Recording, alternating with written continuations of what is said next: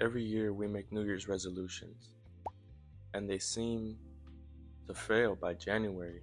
We promise to stay more disciplined, to stick to a regimen, but they always seem to fail for some reason. So let's take a look into the Bible, what it says about starting over.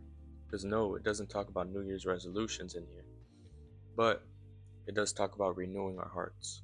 Before the Bible talks about change, it talks about self-examination. If we look at Lamentations chapter 3 verse 40, it says, "Let us examine our ways and test them, and let us return to the Lord."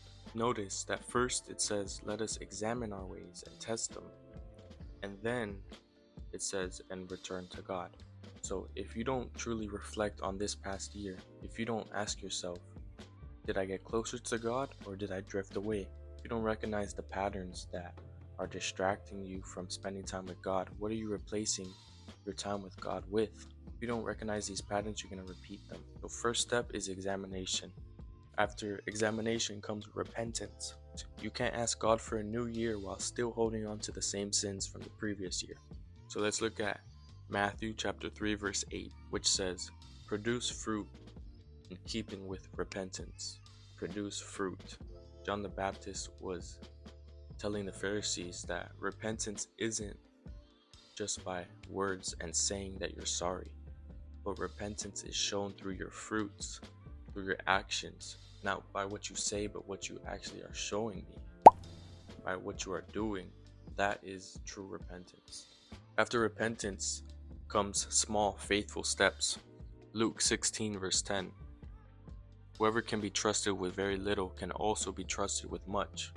Jesus is saying that small, faithful steps matter. Being consistent in the little things matters. Because if you set these high expectations that are impossible to reach, when you fail them, you're going to be discouraged and you're going to go back to your bad habits. But if you start with 5 minutes of prayer, if you start with reading one chapter a day, and if one chapter is too much, reading one page a day, little by little, slow motion is better than no motion. The snowball gets bigger and bigger and starts rolling faster and faster. Lastly, we must renew our minds. Romans 12:2. Do not conform to the patterns of this world, but be transformed by the renewing of our minds. In this verse, Paul was trying to tell the Romans, if your thoughts don't change, if your mind isn't renewed, then your actions and your lifestyle isn't going to change. In this life, you can either feed your flesh or your spirit. If I continue to feed my flesh, the cravings to sin, the addiction to sin is going to become stronger and stronger because I continue to feed it. But on the contrary, if I feed my spirit, my addiction to read the Bible is going to grow. My addiction to go outside and speak to God and find peace in God is going to grow. And that's exactly what it means when it says, do not conform to the patterns of this world. We need to create a new pattern. And this pattern is feeding the spirit.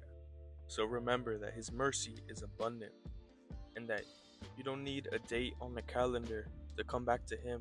You don't need January 1st to have a fresh start, because God always offers us a fresh start with His grace. Peace out.